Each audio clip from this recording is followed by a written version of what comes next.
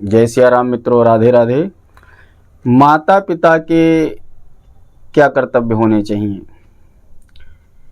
वैसे ये कोई बताने वाली बात नहीं है कि माता पिता क्या करते हैं अपने बच्चों के लिए।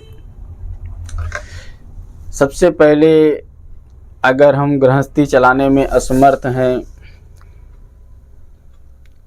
और आर्थिक रूप से, सामाजिक रूप से पीड़ित हैं, तो हमें गृहस्थी जीवन में जीने का कोई अधिकार नहीं प्राप्त है। वैवाहिक सूत्रों में बताया गया है कि निर्धन व्यक्ति को, अपाहिज व्यक्ति को, मतलब जो निकम्मा हो, कामचोर हो, ऐसे व्यक्ति के साथ में जिसकी कोई सामाजिक प्रतिष्ठा न हो, उसके साथ में अपनी कन्या का विवाह या कन्यादान उसको नहीं करना चाहिए। कन्याएं भी ऐसे लोगों को नहीं वर्ण करेंगी स्वतः भी। लेकिन बात यहाँ थी, जब आप गृहस्थी जीवन में प्रवेश कर चुके हैं, अब आपको आगे वंश परंपरा के अंतर्गत पुत्र की प्राप्ति होगी, तब आप लोग माता पिता बन जाएंगे। तो अपने बच्चों को प्राणों की तरह रक्षित करना, उनको किसी भी प्रकार का अभाव अनुभव ना होने देना, ये तो पालन पोषण की बात हो गई। दूसरी बात आती है, सबसे बड़ी चीज़ है कि उनको संस्कारवान बनाना। धर्माचरण, सांसारिक शिक्षा, जिससे उनकी जीविका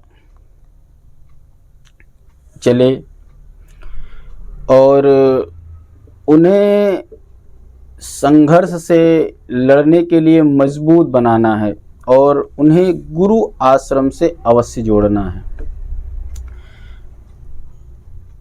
कन्यादान अपने से उच्च, कुलीन, धनी, सम्मानीय वर को देकर जीवन का लाभ पाएं।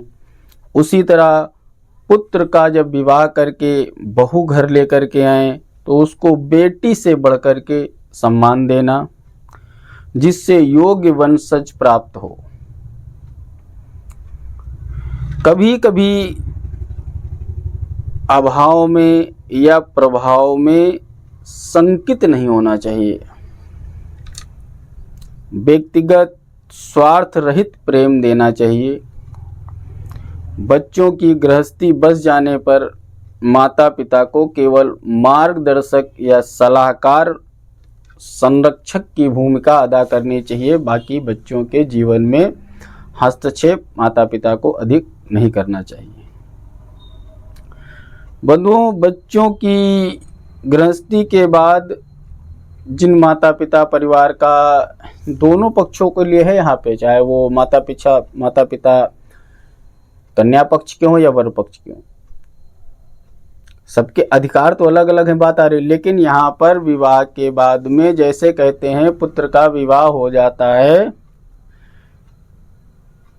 तो आपका वानप्रस्थ जीवन आरंभ हो चुका होता है, क्योंकि तब आप 50 साल पूरे कर चुके होते हैं।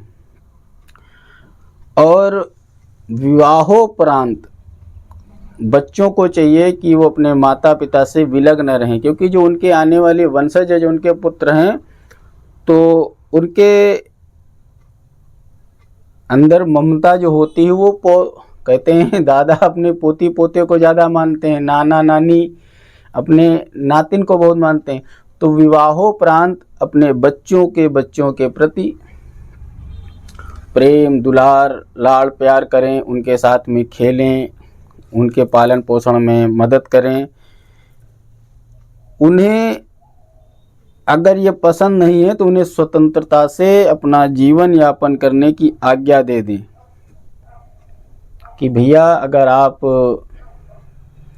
हमारे साथ संतुष्ट नहीं, तो अपनी गृहस्थी गड़बड़ करने की आवश्यकता नहीं, आप अपने अनुसार जीवन जीजिए। और स्वयं की अर्जित धन संपत्ति गृहस्थी जो है, जब स्वयं संन्यास को प्राप्त करें, यानी अपने मृत्यु उपरांत ही दूसरे को देनी चाहिए। अगर माता पिता के साथ में बच्चे रह रहे हैं तो उनका पूरा अधिकार है। अगर वो स्वतंत्र अपना नया जीवन यापन करना चाहते हैं, अपनी दुनिया जीना चाहते हैं, तो अपनी दुनिया पिता की दुनिया नष्ट करके, माता पिता की दुनिया नष्ट करके नहीं बसाई जा सकती। अपनी दुनिया अपने आप जिए जा करके, उसमें माता पिता को कोई दिक्कत नहीं होनी चाहिए। इस तरीके से जो व्यवहारिक शिष्टाचार से अगर बड़ी आसानी से, सरलता से स्पष्ट कर दीजिए तो आगे चल के कोई दिक्कत नहीं आने वाली होती है। राधे राधे, सीताराम।